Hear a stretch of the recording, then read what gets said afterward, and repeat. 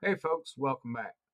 I wanted to come to you today because I had a little bit of a concern, and I was explaining this to a client that I'm currently doing um, an inventory for his particular estate, and he wants me to sell it. And this is about the incoming estate implosion, really. Um, and so I wrote an article ages ago, and I want to read some of the article to you. Um, And it's really important to realize that storage facilities and estate professionals like myself are finding out that things aren't so bright in the estate sales sector anymore because, and I've said this 100 times, that if you want a deal, you go to an auction. If you want to pay retail price for the same stuff that you can get at auction, you go to a place like Bed Bath and Beyond. Um, but I digress. Commonly, what we find out with people is that they take their estates and then they cram them into to storage facilities, and they'll pay the first month and then they'll abandon it because they have no value in there. And there might be three, four, $5,000 worth in there, and that's enough for some of the closing costs or something inside of a home. But a lot of the real estate brokers just say, look, just empty the house so we could sell the property, because now you're talking about having something that has some equity built into it. So I digress. Uh, this is what my article I wrote in 2019 was, and we have seen it ebb and flop down and ebb up and flop down. So as storage facilities and estate professionals are finding out, things aren't bringing in as much money as they were in the past. The cause is a combination of things. First, the economy is steamrolling through, and amazingly, it doesn't seem to be ending. Nowadays, it seems like it's coming to an abrupt end with inflation. The plain truth is that people are buying new than secondhand, and it's reverberating through every level of the industries. The second, storage facilities are packed to the rafters, and consignment shops have a hard time finding places for everything that gets donated to them. And specialty shops are having a hard time competing, as it seems that the competition to sell secondhand goods become a do or more rampant than not die situation. And what happens is that they get overburdened by so much stuff that they have to turn it away, even if it's high quality stuff, and because they just simply don't have the room. And I think Goodwill came out and said that their garbage bill for uh, estates and everything that's donated was $21 million a year. And if you think about it, that's a lot of stuff that needed to go into the trash can that somebody thought was going to be resellable. Third, weekends are slam packed with yard sales throughout the United States, as many are finding they can try to get a buck or two out of things that they're having a difficult time getting estate sale companies to come and take things. A recent survey by estatesales.net, many companies are turning away jobs because of the economy and their inability to meet expectations. And what we mean by that is that if there's not $10,000 involved into a particular estate, they won't take it, because what generally happens is that the expenses of putting on the estate, such as the advertising, the signage, and the labor to clean up the place and whatnot, overtake what is capable of being brought in by the estate sale. So then they turn around, and then the people who have hired the estate sale companies get extremely ticked off when they have to cut a check. That's why one of the things that I say is important is that you hire somebody who does both the estate sales and the real estate at the same time. That's something that I've been doing since 2018, is the estate sales and the real estate at the same time. That way you're not under pressure to get the house emptied out, and you're going to get it emptied out by a professional that knows that there's value in some of the stuff. We sell that, the junk goes to the junk, then the painters and the cleaners come in, they clean up the place, and then we can turn around and sell the property. It's just that easy, rather than a real estate broker saying you need to dump out the house in 5 days before I go ahead and crack this thing open for people to start visiting. There's an orderly liquidation, and then there's just haphazard stuff that realtors do. But I digress again. While many of the companies know the reason that they are in business is because of death, uh, there are other reasons people turn to estate liquidation services and downsizing services or right sizing, divorce, and the number of people who are asking for assistance due to death with downsizing and divorce is in a close second and third, respectively. The report goes on to say that many companies turn down sales for a variety of reasons. Commonly, there was too few items available for sale, and a close second was due to the items having low to no value. Some of the other reasons were due to scheduling. Some want the sale to be held in less than 2 weeks, and so they can close on the house, or due to family or other drama, which the executor was doing their due diligence, but the family were attempting to assign more sentimental values than what was actually there in the place. Some of the more notable companies, such Everything But the House, have gone into bankruptcy mode as the income derived from the sales relating to consignments and estates is really dried up, almost to the point where they are required to liquidate their business. Um, and it's a shame because they actually provided a pretty good service. An example was an antique pie chest that 20 years ago would bring a premium of upwards $3,000. Antiques are not moving like they used to. The pie chest sold for less than what we paid for it in order to move it. The price sold for was $75. At one of the stores, had a tag on one of the stores I went to in Selma, North Carolina, which is the center for everything antiques. They had a six-legged sideboard with an inlay round the keyholes, and the drawers were beaded, and the drawer slides were mortised through the back. It was an exquisite piece. I mean, absolute beautiful piece. The original price on it was $1,200, and the tag was marked down from the original price almost 80% off at $240, and I'm told that it had sat there for more than 2 years. Now it has been more than 3 years, and I got a notification from them saying that it sold for $50. One owner says, we have told a lot of folks to come in and browse, but if they're buying smalls, we have an interest in the items, but they're just not buying the antiques anymore. And it's not limited to the antiques market. Commercial equipment is also suffering impacts from the explosive economy. Two-door deep freezers, refrigerators, and stainless prep tables also having a hard time going across the auction block for premium pricing. An example is a stainless steel commercial deep freezer that sells more for $2,300, sold recently for $60. Four-burner Atosa gas countertop range, normally $532, sells for $80 at auction. An under-counter ice maker uh, with an 88-pound storage bin, brand new, is $1,540, sold for $50. So, reverting back to estate sales and special collections, nearly any engineered furniture that is commonly bought at big block stores such as press board or oatmeal board is lucky to get an offer. What we generally do is say we'll offer to throw it away for you, or the offers are so low that people get insulted when it comes to that. We call it junk furniture for a reason, because when it's sold and it walks out the door from Walmart, if it happens to be a warm, moist day, then the uh, then the furniture starts to swell up and starts to bubble, and it really is it's really bad, poorly built furniture. Um,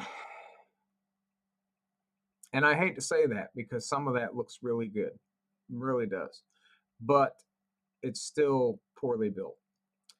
There have been stories from the Washington Post and a few other news outlets that say Beanie Babies' precious moments and many of the collectibles uh, are worth thousands. In fact, I saw one the other day saying that if you have this particular Hummel, It's worth thousands of dollars. Um, well, unfortunately, the the market is flooded with them because they mass produce them. When a person who has any of these items take them to a consignment stores, they either do not take them, or they'll hold the place, or they're told to put them into the rubbish bins. They simply are no longer marketable. Somebody would say, "What are you talking about? I can sell Hummels and uh, all day, every day." Well, congratulations. $114 Hummel 5 years ago.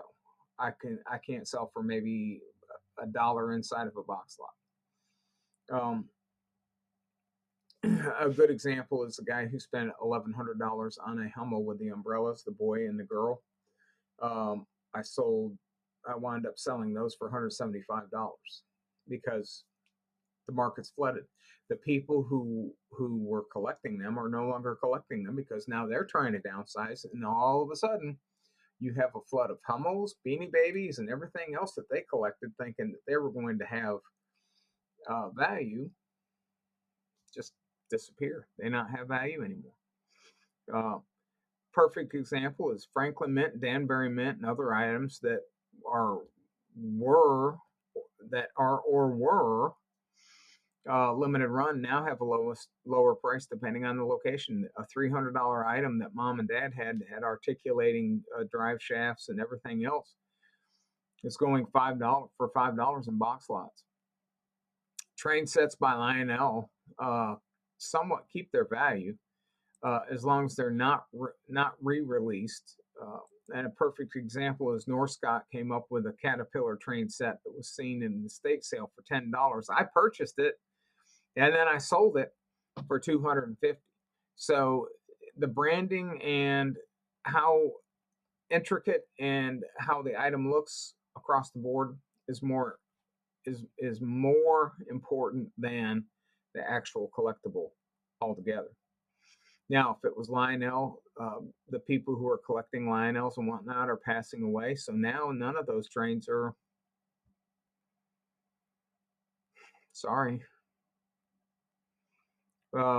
You still have some of those train sets that'll go for $500, but it's not going to recover the 15, 16, 17, $1,800 that people have paid for them, unfortunately. The market's changed so fast it's impossible to place a good estimate on pricing, as the average of them gives a ballpark figure, but not an actual figure. Estate sale clients go to eBay as the bellwether as to what a good price is. However, unless they are uh, taking an average of all of the good sales um, and not the offers that are accepted or the offers that weren't accepted, uh, which eBay never posts that information, then the items that are listed for sale are likely to more sentimental value than actual market value, and that's really a problematic thing. And as the world changes from a true recyclable society to a throwaway society, the landfills continue to be uh, mountains of excess. With storage facilities becoming mausoleums of items that we have sentiment for but no longer have a practical use for, they are going up for auction, and sometimes they're for a 3-bedroom, 2-bath house, you get $50 for that. Chances are 90% of that's going to go into trash can for the 2 or 3 items that are worth $50. Um, you used to see stuff that was in the series storage wars that would come up for sale, and some of that stuff, yeah, it had value, but over the past years it has fallen because I'm a Gen Xer. I don't have any need for anything that was 1920s, 1930s, 1940s, 1950s, all the way up to my 80s when my parents bought furniture. I don't have any need for that. My grandson, he has no interest in that stuff whatsoever.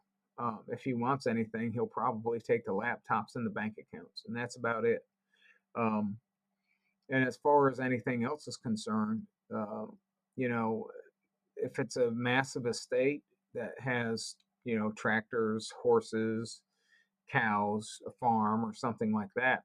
Some of the people who were grown up in that position who have found other jobs are not necessarily fulfilling the generational transition of the what we call the legacy plan, where you keep the money inside of the family for 100, 200 years, like we used to see back in the day. Now, as soon as it becomes available, they'll turn around, sell the farm, sell the cows, sell the tractors, and sell everything else and move on with their contemporary lives. Many families are stuck in that conundrum of what to do with a massive estate and take the personal property to a storage facility and then never pay the bill. And then they call me up um, and then want to auction it off. And I can tell you, I've seen it 100 times. Most estates will put it in there and they won't pay the bill, or they have no intention of paying a bill after the first free month that has been done. So then it begins a process where the storage facility has to spend money in order to put a lien on it, record the lien, go to the courthouse in order to get approval, in order to turn around and sell it, and all this other stuff. It's the same deal. They're taking their potential money making and they're putting it off on someone else to go sort through it. So the Goodwills are spending money sorting through all of that because they have to have the employees in order to do that. And then they have to pay the garbage bill. Well, the storage facilities have to do the same thing. They have to go through and they have to put a lien on the property, and then they turn around and what do? They have to have the employee basically sell it and then collect all the monies and do all the other stuff, especially when you're talking about doing anything with the government. To file a lien is $64 a page. So if they have 4 pages, they're already sunk negatively into it, just like if it's a Goodwill or any of the other places. Now, Habitat for Humanity, they'll take construction materials and stuff like that. So there's at least some value that they're going to get back on it, because there's going to be somebody who's going to be going after that knob or something else that matched back in the 80s or 90s or some of the home improvement stuff. But when you're taking a look at the overall aspects and look at it, it's a 50-50. But taking an estate and then dumping it off at your local Goodwill or your local thrift store, that's probably going to cost them more money. And all you're doing is taking what you're supposed to be doing as an executor and pushing that off on a nonprofit. And they spend a lot of money in order to do what you're supposed to be doing, and that money could have went to educating or something else like that. So it's not it's I'm not going to say it's disrespectful to just pass the buck, but you're not literally passing the buck. You're putting the cost of doing business on somebody else. And then when they come to me and say, well, what's your cost of doing business? And I quote them to it. It's like, well, don't you think XYZ needs to be part of your cost of doing business? Well, there's a reason why it's part of that's the reason why it's so high, is because the part of my cost of doing business is to do the stuff that you don't want to do. Unfortunately, I have to say that, because my time is worth money. People I hire's time is worth money. Your time is worth money. If you have a job at, say, a bank, and you're making $65 an hour, and you're asking somebody to go and be a fiduciary and sell everything inside your house and then dump all the stuff that has no marketable value. Well, first of all, you're tapping into my experience, you're tapping into my education, then you're tapping into my labor. So those 3 specific charges there, to which it's like, well, how much is my education worth? How much is my experience worth? And how much is the labor that I'm providing you worth? So it's never cheap for somebody else to do it for you. Auto mechanic, they're now charging $128 an hour. So if you're making $18 an hour and your car breaks down, you now understand why your $125 repair 50 years ago is now going to be $800. And with the vehicles that I've had, there has very rarely been an $800 repair, even if it was tires. So just to let you know that all of these places have a backlog, and the backlog we're seeing is seeing depressed prices. And what I mean by depressed prices is that what used to be, $1,500 chest of drawers is now a $50, maybe $25 chest of drawers. And commonly, it fills our landfills with items we no longer want, need, have, or we just have no sentimental value in it.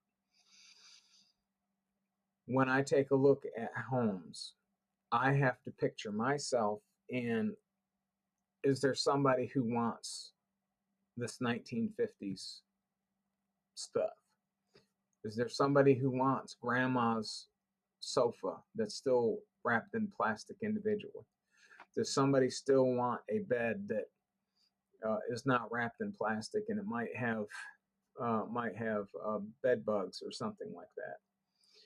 Does somebody want a 1980s wood a china cabinet that even you don't have china in it? Does somebody want that pottery? Does somebody want the china? Does somebody want? So it's a matter of determining what the needs and wants is for the particular estate, and then finding those markets for it particularly. Now, that being said, with the estate sale implosion, furniture is going to be depressed, antiques are going to be depressed. Any kind of Tamaguchi or thing that you purchased at a dollar store, Dollar Tree, Dollar General, Family Dollar, any of those dollar stores is going to be just distressed. And what I mean by Family Dollar and whatnot, I mean also mean their offshoots, Top Shelf, TJ Maxx, Roses, any of those others that are owned by a big corporation that have subs, only because that's imported Chinese stuff, which is currently almost overfilling our landfill, and it only opened like 18 years ago. And the mountain is now taller than the Empire State Building. So it's a matter of understanding that when we fill our landfills up with the stuff that we no longer want, we just keep going thinking that, oh, well, somebody threw stuff away, so it means it's still worth value. And that's not the case whatsoever. Anyway, folks, I am Matt Price. I am your auctioneer and your real estate broker. I'm also your estate specialist. If you will, comment, like, subscribe. I do these so infrequently that hopefully there is enough information in here for you. And if you ever need me, you can give me a call, 919-614-6288, or you can give me an email, Matt, M-A-T-T, Price, P-R-I-C-E, at EBBIDS.com. That is EBakerBakerIndigoDogSam.com. Or you can text me at my phone number, 919-614-6288. Have a great day. I will see you at the next pickup.